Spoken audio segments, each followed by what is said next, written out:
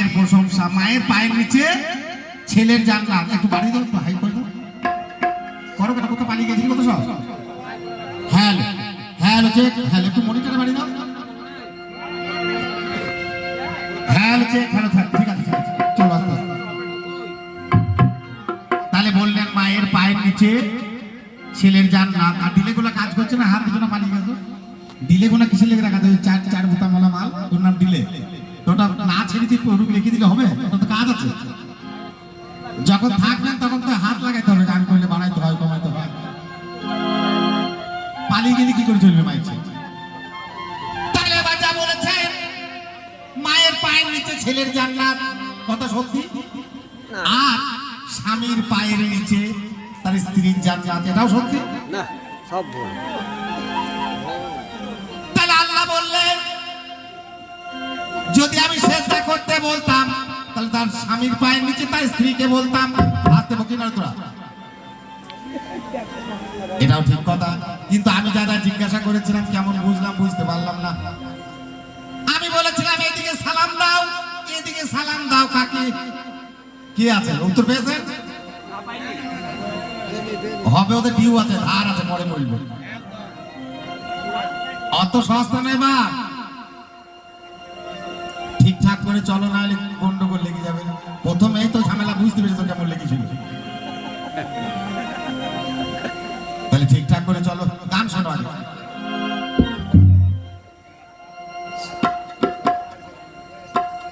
তাই কি বলছি দেখুন, এই পৃথিবীর বুকে, এই ভারতবর্ষের বুকে মুসলমান ছিল না। কি ছিল? কোল বিল নাগা বিভিন্ন জাতি, আগুন পূজারী, পুতুল পূজারী, ঠাকুর পূজারী, আগুন পূজারী, মুসলমান ছিল না। আর দিনের নবীও এখান পর্যন্ত আসতে পারে নাই, কারণ তিনি সিরিয়া পর্যন্ত, শুনে রাখো ভালো করে, সিয়ারা মেয়ারা বলো না, সিরিয়া, ইরাকের একটা দেশ, নাম হচ্ছে সিরিয়া। তাই সেই সিরিয়া পর্যন্ত উনি ওনার কলমা প্রচার করতে পেরেছিল। তারপর আর টাইম ছিল না, তো পৃথিবী ছেড়ে চলে যেতে হয়েছিল ওনাকে। তাহলে ভারতবর্ষের দায়িত্ব কে পেলেন? ভারতবর্ষে মুসলমান করার দায়িত্ব কে পেলেন?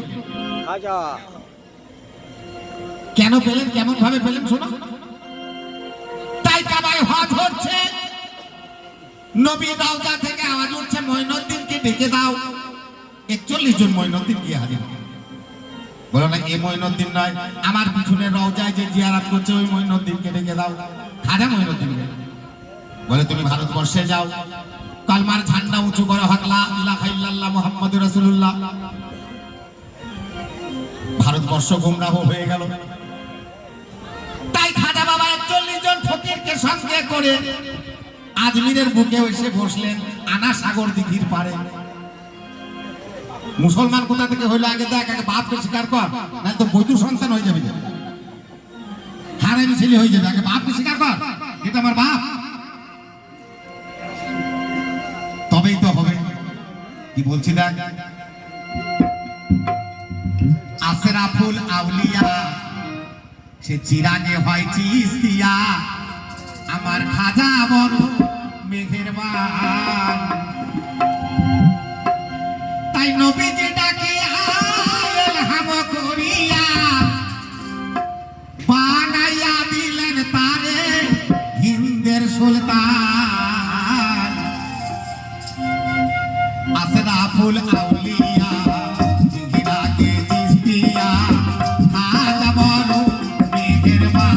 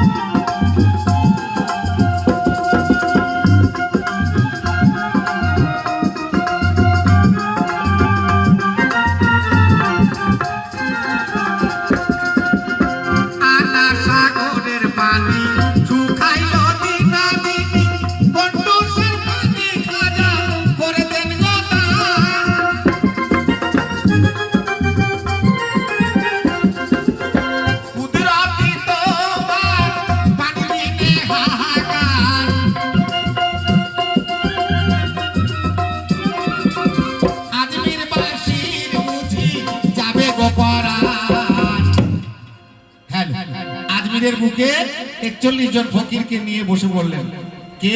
আমার খাজা বাবা। তখন কোন সময় পৃথ্বীরাজ চৌহান নামক একজন বাদশার টাইম, সেই বাদশা আল্লাহ বলে মানতো না, নবী বলে জানতো না, জাদু দিয়ে ওই দেশ চালাতো, জাদু দিয়ে। এগুলো বাবা সত্যি কথা। তাহলে এবার সেই সময় আমার খাজা বাবা 41 জন ফকিরকে সঙ্গে করে নিয়ে বসেছেন। ফকিররা কি করে যেখানে বসে? হক লা ইলাহা ইল্লাল্লাহ, হক লা ইলাহা ইল্লাল্লাহ।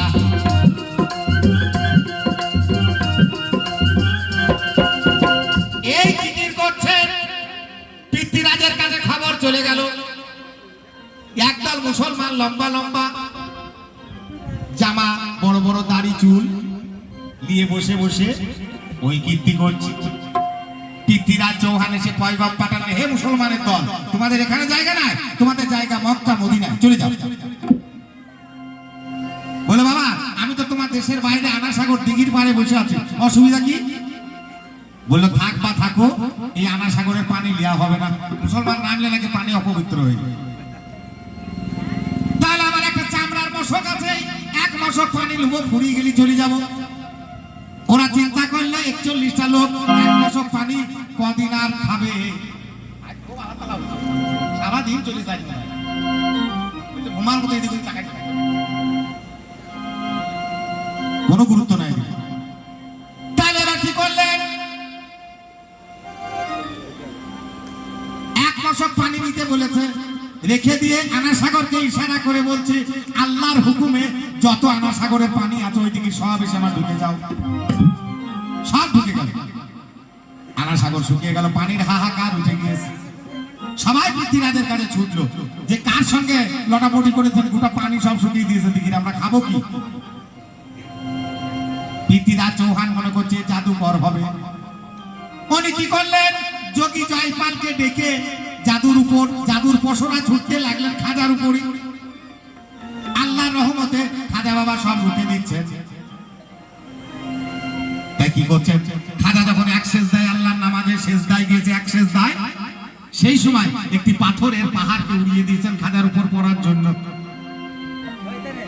পৃথ্বীরাজের জাদু হয়ে গেল শুধু শুধু, বেকার হইয়া গেল কত জাদুমান।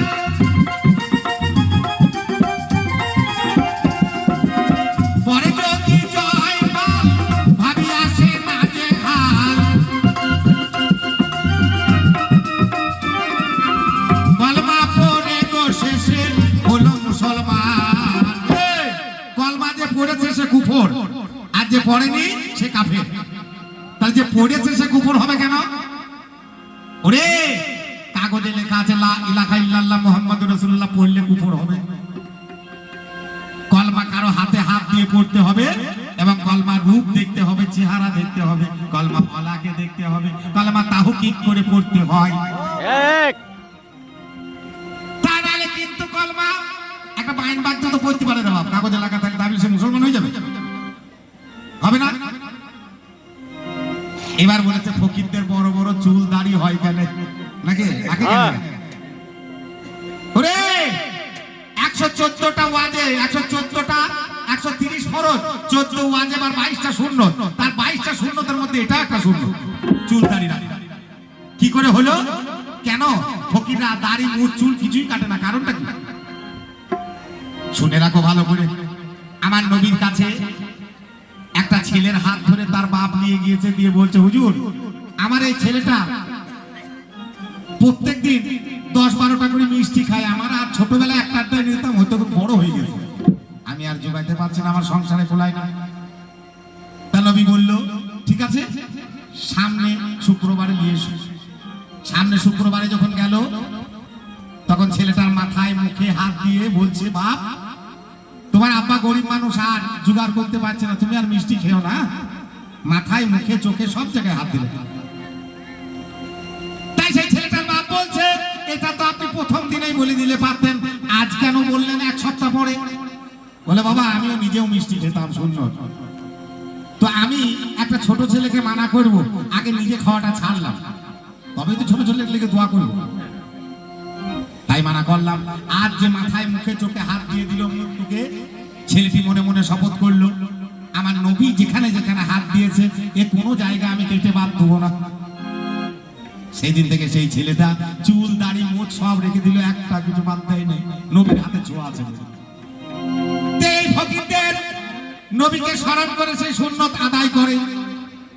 আর তোমাদের দাড়ি একবারে ঠিকঠাক করে কাঁচি দিয়ে সেভ করবা নাকি? বলবে আমাদের কেরেপ দাড়ি নাকি? এই কেরেপ দাড়ি খোদার নূর না ঠেকায় খোর কাঁচি দিতে হয় যত দূর, ওর কেরেপ করে না চেঁচি মেচি একবারে। আচ্ছা দাড়ি সুন্নত তো কাটতে যাবা কোথা, সেভ সাইজ করতে যাও কোথা? সেলুনে। সেলুন কারা চালায় বলেন? কারা চালায়? নাপিতরা। নাপিত কাদের জাতের হয়? এবার তোমার দাড়ি চাঁচবে, চেঁচে ফেলবে নিচে, আর যে যাবে পায়ে করে চটকাবে, চটকাবে না? এই মালগুলা কুড়িয়ে যে কুটা ফেলবে, যেখানে পায়খানা যাওয়া পানি যায়, প্রস্রাব যাওয়া পানি যায়, সেইখানে নিয়ে গিয়ে ফেলে দেবে। তোমার সুন্নতের দশা কোন জায়গায়? ওই জন্য ফকিরা কাটে না, আমাদের হাতে থাক বাবা, কাটাকাটির দরকার নাই। আশা করে মাথায় ঢুকলো। এবার যা বললেন তাই এক সেজদায় সেজদা গিয়েছে, পাথরের পাহাড়কে উড়িয়ে দিয়েছে যোগী জয়পাল। তাই কি বলতে দেখুন, পীর পিরাজের জাদু হয়েছিল শুধু শুধু, বেকার হইয়া গেল কত জাদু মহান।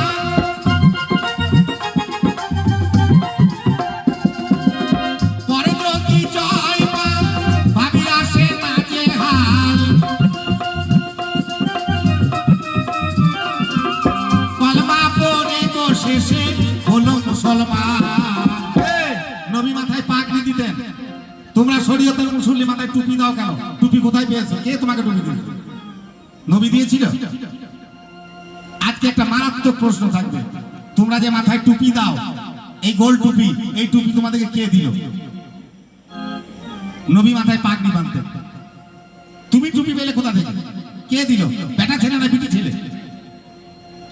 যদি জানা থাকে বলো, না থাকে যেন মিথ্যা বলো না, কিন্তু আমি ছাড়বো না, বুঝলে বাবা?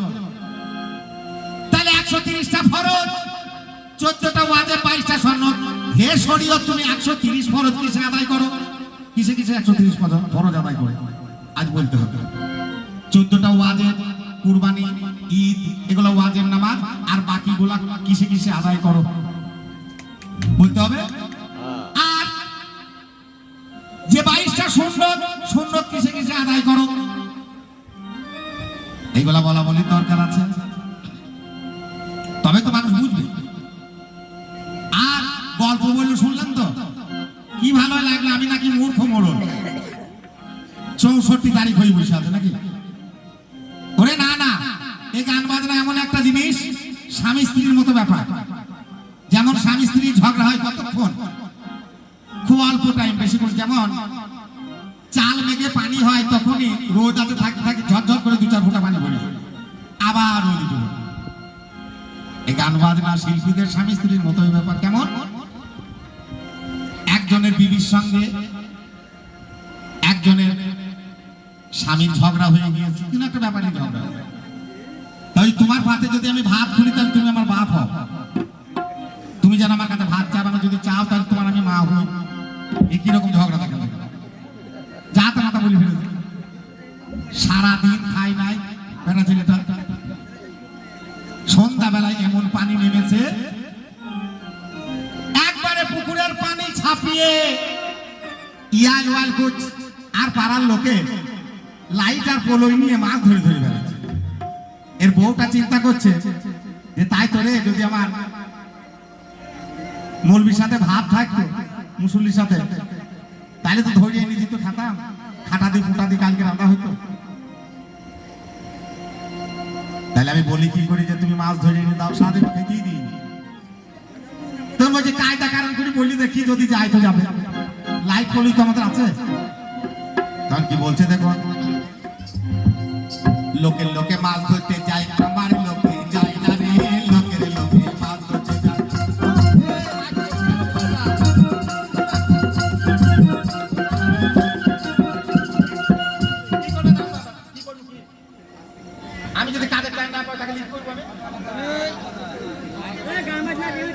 প্রথম থেকে মাইক গলা পালিয়ে গেছে, মাইক সাউন্ড বসিয়েছে, একদম ভালো লাগলো। সে কুতা পালিয়ে গেছে তার নাই, ঠিকই আবার কি মাইক গলা দেবে? হ্যাঁ, কে মাছ ধরতে যায় আমার লোকে যায় না রে, লোকের লোকে মাছ ধরতে যায়।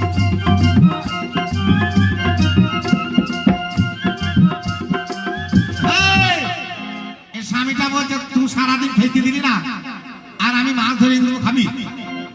তখন ও বলছে লোকের লোকে ভাত খুললে যায় আমার লোকে যায় না রে, লোকের লোকে ভাত খুললে যায়।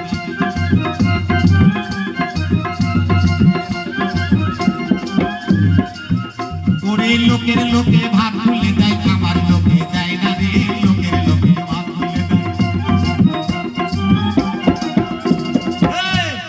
এই চিন্তা করছে তাও তো বটে, আমি সারাদিন খেতে দিন যাবেই বা কি করি। তো এখন তো আমাদের পাকা বাড়ি ফাড়ি হয়ে গিয়েছে, তখন সব মাটির বাড়ি ছিল, আর ঘরে শিখে রাখা থাকতো, শিখে মানে দড়ির করা থাকতো, তাতে হাড়ি ফতিলা তুলে রেখে দিত, বিড়ালে খেয়ে নিল। মেয়েটা কি করেছে, হাড়ি ফতিলা তুলে রেখেছে, তখন সে শুই শুই বলছে শিখের উপরে তোলায় আছে ফিরে কাজে খাই না রে। দেখ মাইকে বসে গেল,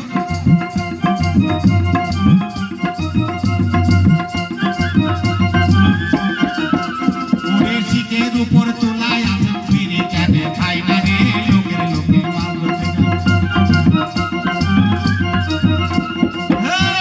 এই চিন্তা করছে তাও তো তুলা আছে, কিন্তু আমি তো ছোট মানুষ লাগাই পাবো না, কি করে পেরে খাবো। তখন ও বলছে আমি তো হই ছোট মানুষ, লাগাল আমি পাই না রে, লোকের লোকে মাছ ধরতে যায়।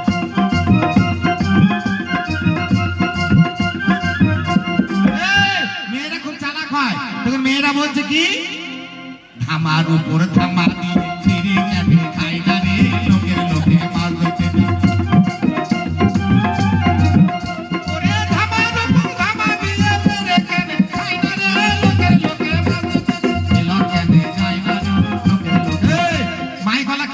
পয়সা দেবো না নাকি তোমরা? যা বলেছেন এই মায়েদের কথা বললেন যে একটা মা 10 মাস 10 দিন পেটে বাচ্চা রাখে, সেই বাচ্চা প্রসব করতে গিয়ে অনেক মা মারাও যায় না।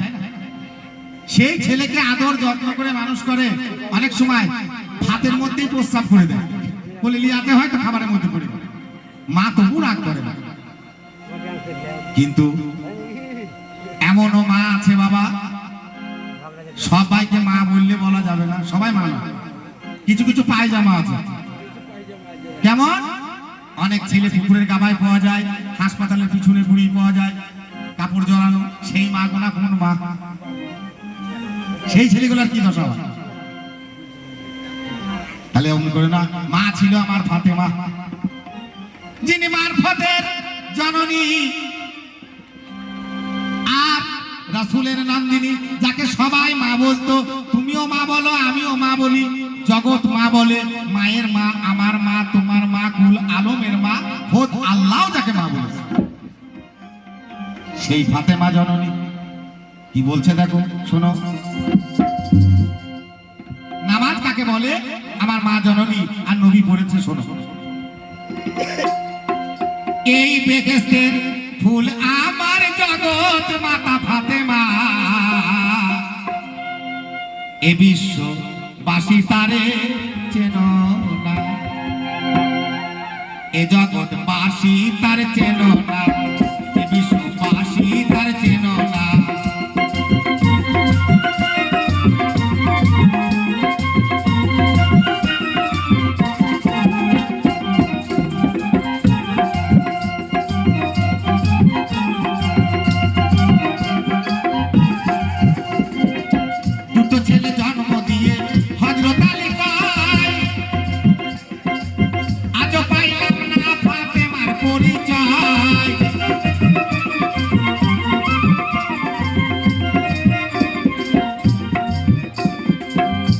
ছেলে জন্ম দিয়ে হযরত আলী কয়, আজ পাইলাম না ফাতেমার পরিচয়, পাতনের রূপ ধরিয়া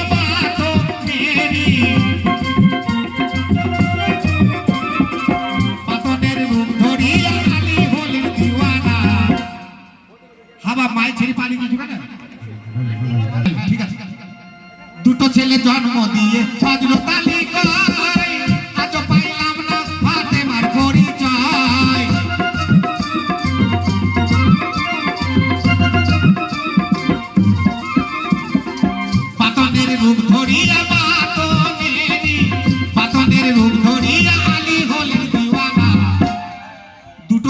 জন্ম দিয়ে হযরত আলী বলছে আমি আমার ফাতেমাকে চিনতে পারলাম না। দুই ছেলের বাপ বলছে আমার স্ত্রী ফাতেমাকে আমি চিনতে পারলাম না। কেন? নবীর চার বন্ধু বসে বসে গল্প করছে। কি গল্প? কার বিবি কেমন নামাজ পড়ে। তাই প্রথমে আলী আবু বকর বলছে আমার বিবির নামাজ পড়া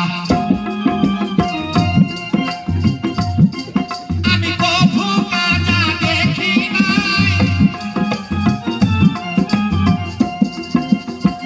উমর ফারুক বলে রে ভাই আমার বিবির নামাজ রে আবার তাহজ্জুদের পরে গো নামাজ কবু কাজা দেখি নাই।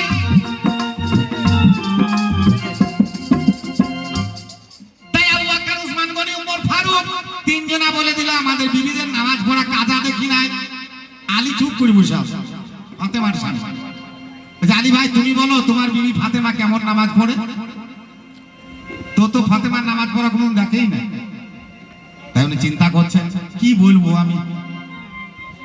বলে ভাই আমি তো বাড়িতে সব সময় থাকি না, আজকে বাড়ি যাই যে আমার বিবির নামাজ পড়া দেখবো, দেখে কাল এসে তোমাদেরকে বলবো। আলী বাড়ি চলে গেলেন। বাড়িতে গিয়ে দেখছে নাই, বাপের বাড়ি গিয়েছে, নবীর বাড়ি গিয়েছে মা ফাতেমা, হাসান হোসেন বাড়িতে খেলা করছে। তাই আলী গিয়ে বলছে আলী ওগো হাসান ওগো হোসেন তোমার মায়ের নামাজ পড়া দেখেছো? বলে হ্যাঁ প্রত্যেকদিন দেখি। বলে কই আমি দেখতে পাই না, তোমার সেই চোখ নাই বাপ, তাই তুমি দেখতে পাও। কি কথা, ছোট মুখে বড় কথা। তাহলে আচ্ছা আমার মায়ের যদি নামাজ পড়া দেখতে হয় আজকে রাত 12টায় যেখানে পাঠাবো সেখানে যেয়ে দিকে আসবো আমার মায়ের নামাজ।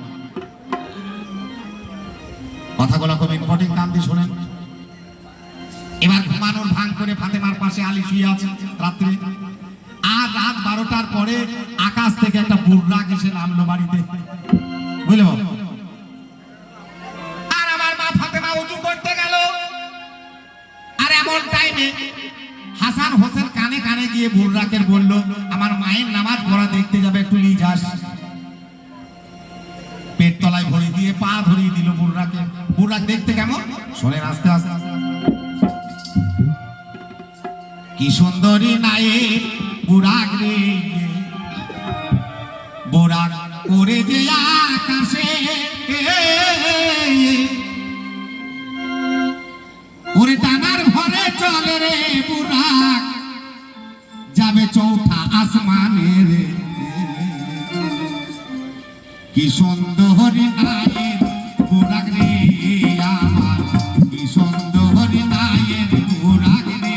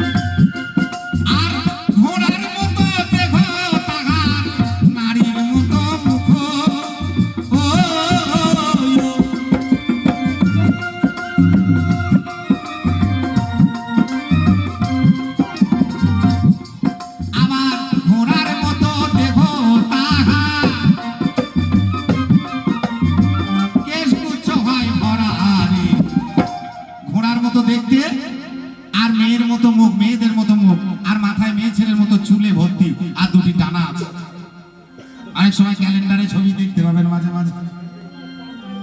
সেই বুর্রাকের উপরে চাপলেন, যাবেন চৌথা আসমান, নামাজ হবে। তাই এবার উঠছে চলে গেল চৌথা আসমানে, বাইতুল মামুর মসজিদে নামিয়ে দিলেন। পাথরের তৈরি মসজিদ, দরজা খুলে গেল, ফাতেমা আমার ঢুকে গেলেন। দরজা লেগে গেল, আর কিচ্ছু দেখা যাচ্ছে না। এমন টাইমে হাসান হোসেন বাপের ডান পাশে আর বাঁ পাশে হাজির। ওরা কিভাবে গেল? এরই নাম মারফত। বলছে আব্বা জান কি হলো? বলে পাঠালি তো বাপ তোর মায়ের নামাজ দেখবো কেমন করে। তাই মসজিদের উত্তর দিকে নিয়ে গেল, এই সাদত আঙুল দিয়ে একটা গোল ফুটো করে দিল, বলে এই দিকে দেখেন। দক্ষিণ দিকে নিয়ে গেল, একটা গোল ফুটো করে দিল, এই দিকে দেখেন।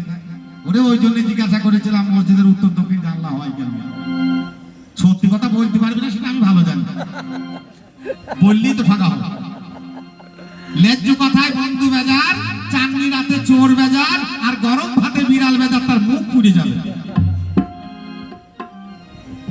ওই ফটো দিয়ে দেখাচ্ছে তার বাপের মায়ের নামাজ। এক কোণে ফাতেমার, এক কোণে দিনের নবী কম্বল ঢাকা দিয়ে বসে আছে, জিকির করছে, জিকির। হক লা ইলাহা ইল্লাল্লাহ, হক লা ইলাহা ইল্লাল্লাহ।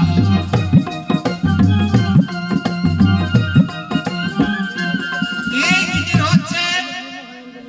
আস্তে আস্তে ফাতেমার পা দুটি খুলে গেল, হাত দুটি খুলে গেল, মাথা আলাদা হয়ে গেল, সবাই তরাম তরাম করে লাফাচ্ছে আর ওই জিকির করছে, হক লা ইলাহা ইল্লাল্লাহ, হক লা ইলাহা ইল্লাল্লাহ।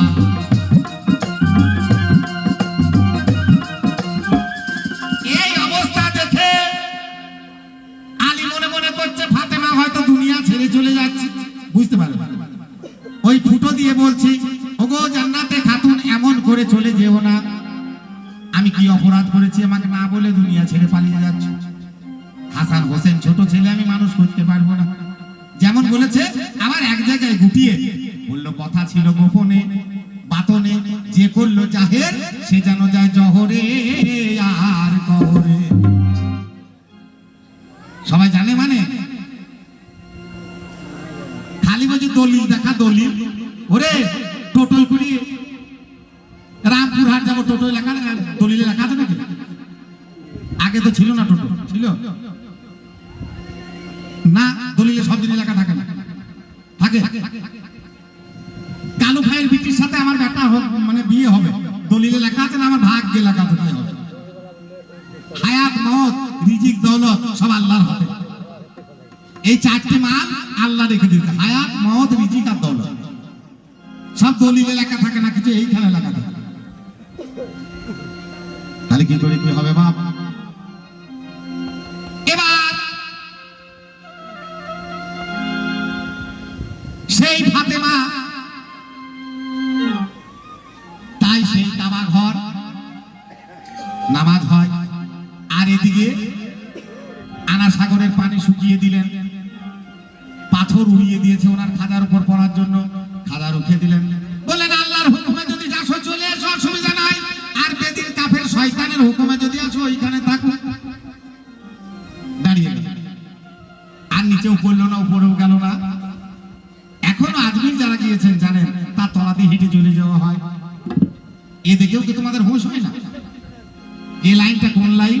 এটা একদম সত্য লাইন, এখানে কোনো ভেজাল নাই। ভাই জিজ্ঞাসা করেছে, এই পীর ফকিরদের মাজারে খিচুড়ি রান্না হয় কেন?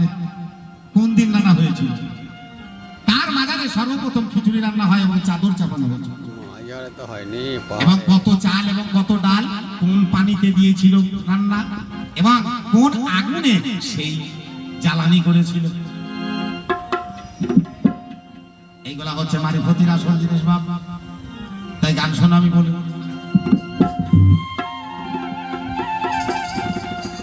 ওরে আল্লাহর প্রেমে পাগল যে জনারে, নয়ন লাগে যারে, বলো কি সে ভুলে থাকতে পারে?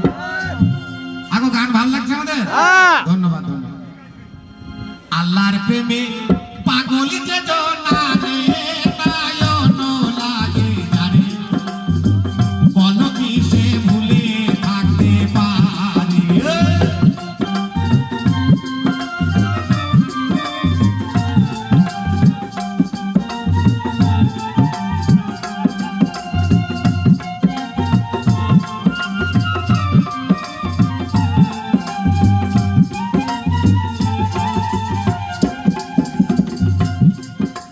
ও মানরে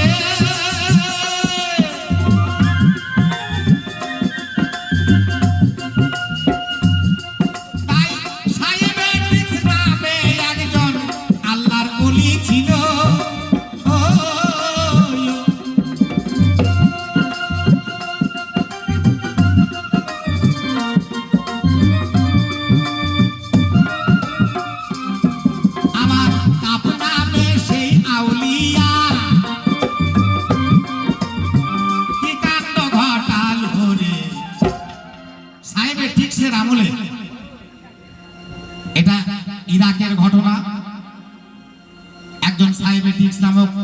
বাদশাহ ছিলেন, সেই আমলে 6 জন ব্যক্তি মক্কা থেকে চলে আসছে।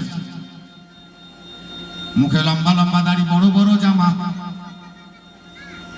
এসে ওই দেশে ঢুকেছে, সাহেবের ঠিকসের দেশে, ইরাকের ওই দেশ।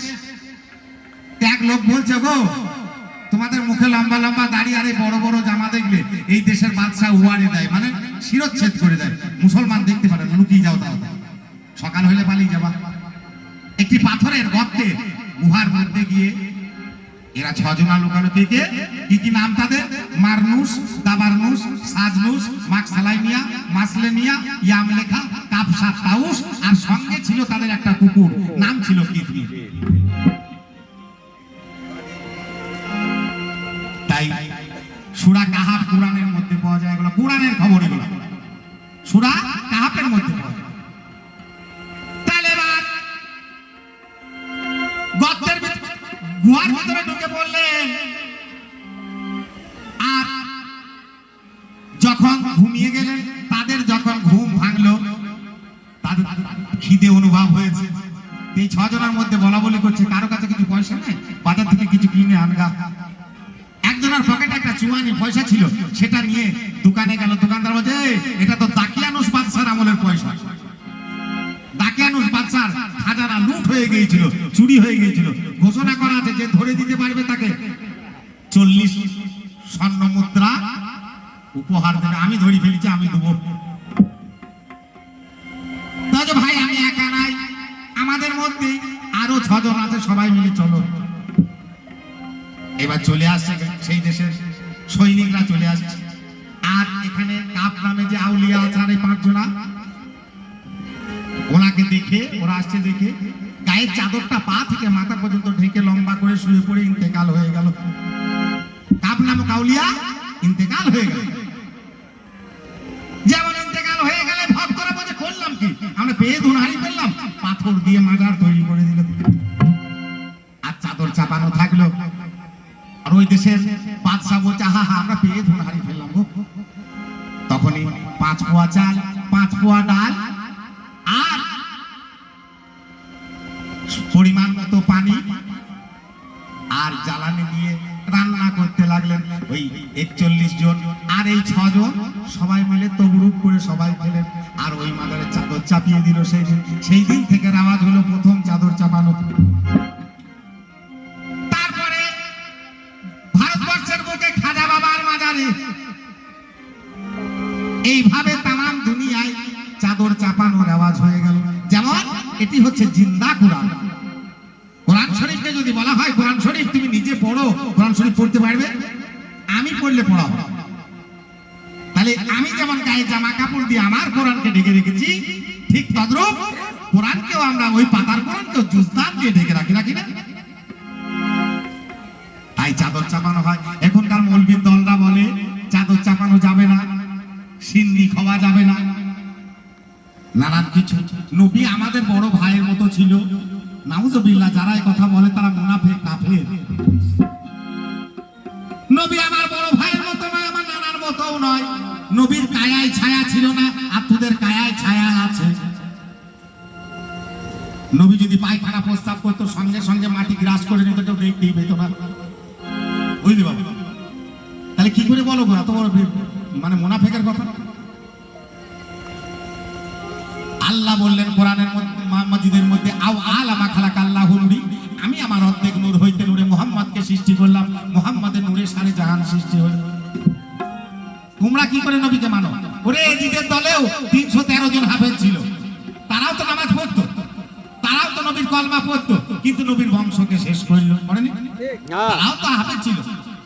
সব থেকে বড় আলেম হচ্ছে এজিদ নিজে।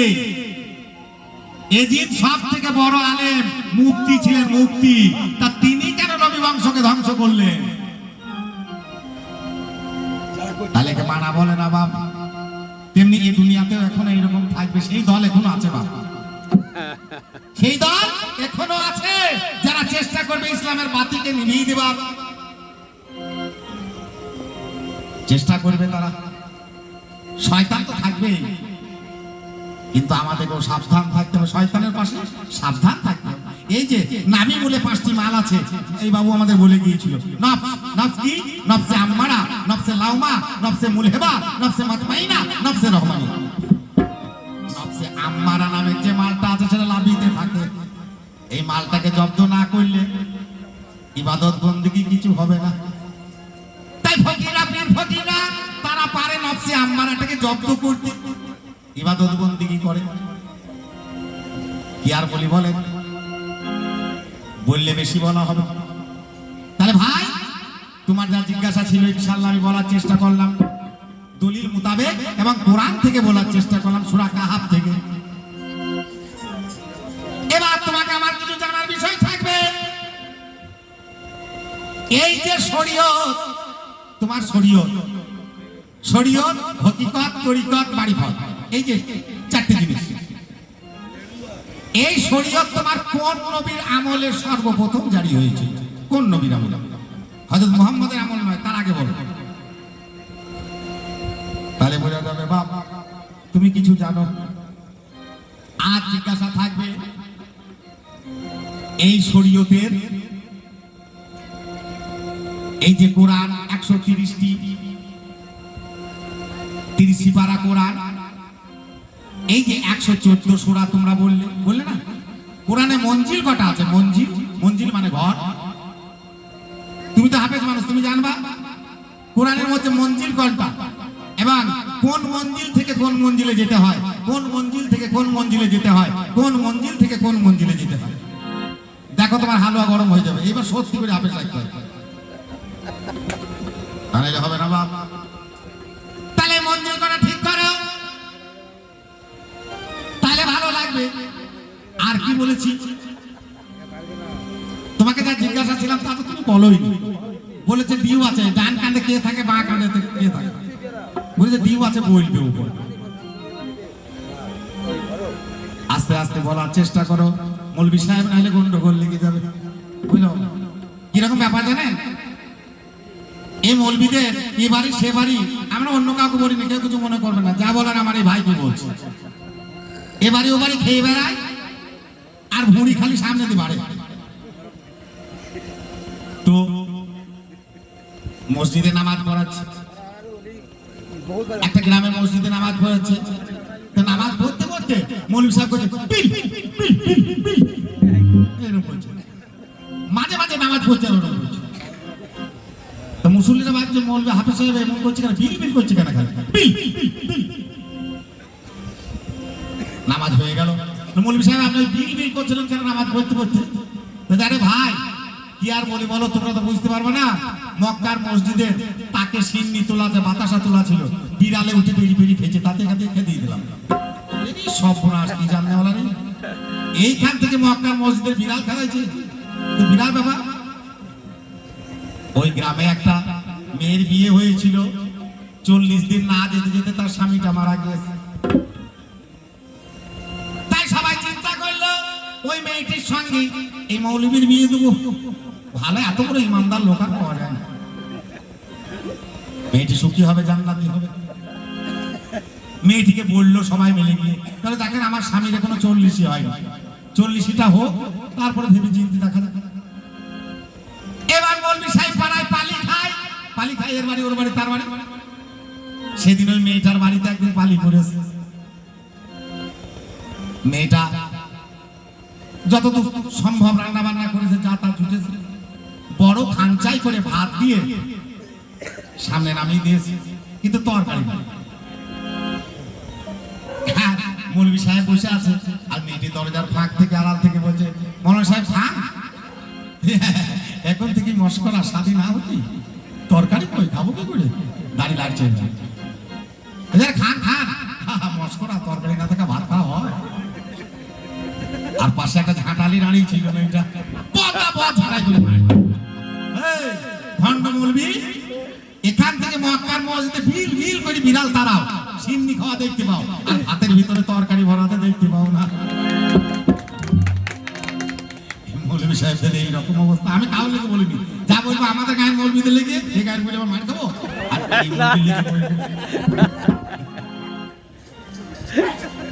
তাহলে বাবা ঠিকঠাক করে বলতে হবে।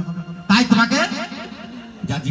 চলে, তাই বলল পড়লি রে সমাজের নামাজ, কেন খোদার নামাজ পড়লি না, পড়লি রে সমাজের নামাজ। কালুর বেটা নামাজি বলে তা তত নামাজ পড়েছে, ওখানে যে আল্লাহ বলবি প্রশংসা পেয়ে গেছে। আর না, ইবাদত গোপন জিনিস। তাই কি বলছে দেখুন, পড়লি রে সমাজের নামাজ, খোদার নামাজ পড়লি না, পড়লি রে সমাজের নামাজ।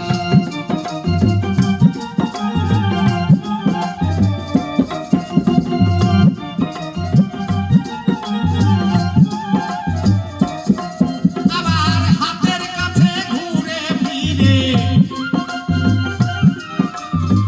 হাতের কাছে ঘুরে ফিরে আল্লাহ অন্ধ বলে দেখলি না, পড়লি রে সমাজের নামাজ, খোদার নামাজ পড়লি না, পড়লি রে সমাজের নামাজ।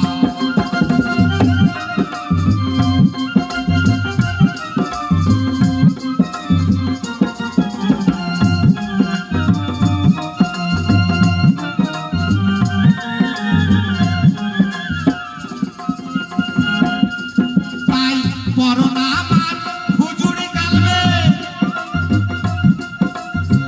কালে বেতে আলেপ মিলবে।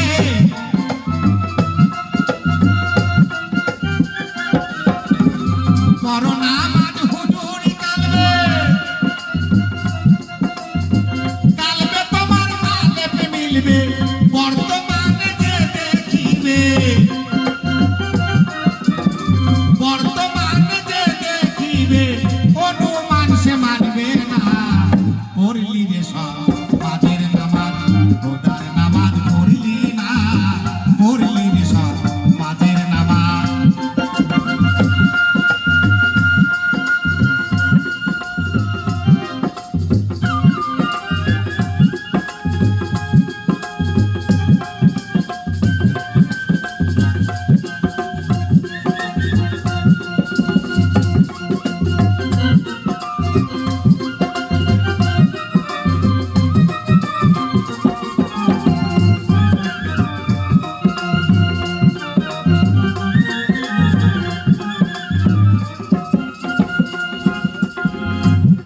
তাই এখন আমার হয় অন্ধকার, হলো তোমার আধার এবার।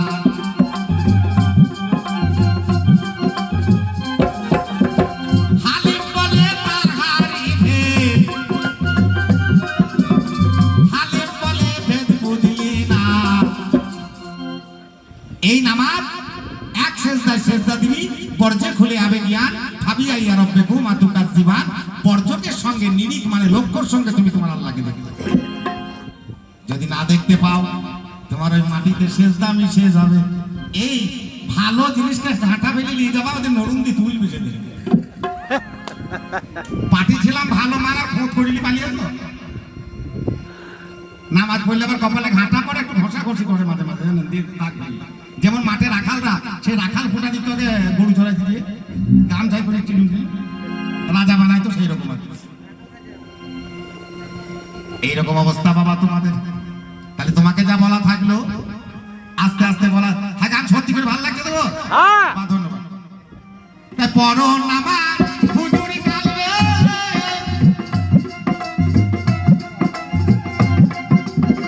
কালে বেতে আলেপ মিলবে।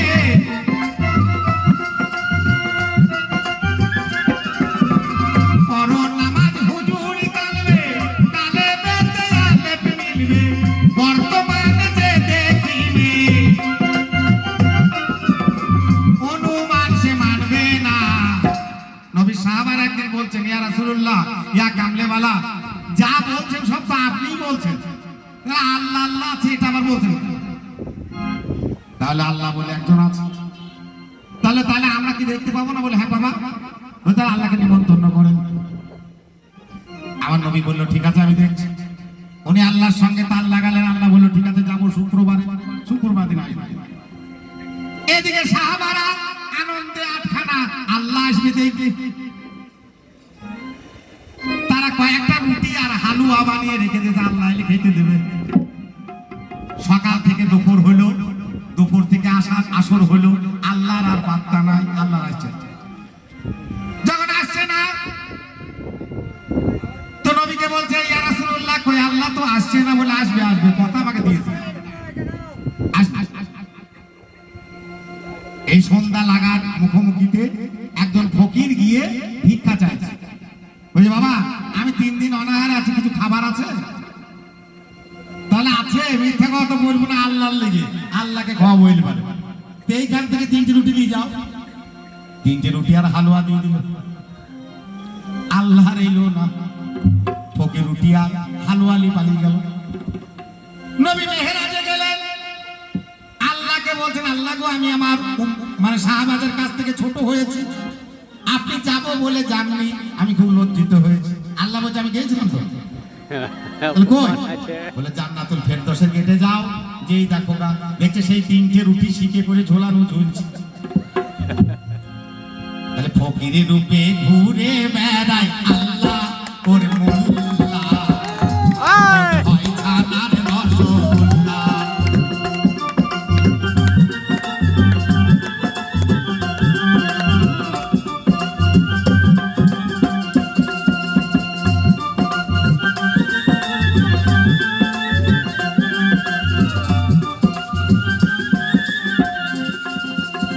ফকিরকে যে নিন্দা করে জাহান্নামে জায়গা হবে, বলেছেন আমার দয়াল রাসূলুল্লাহ।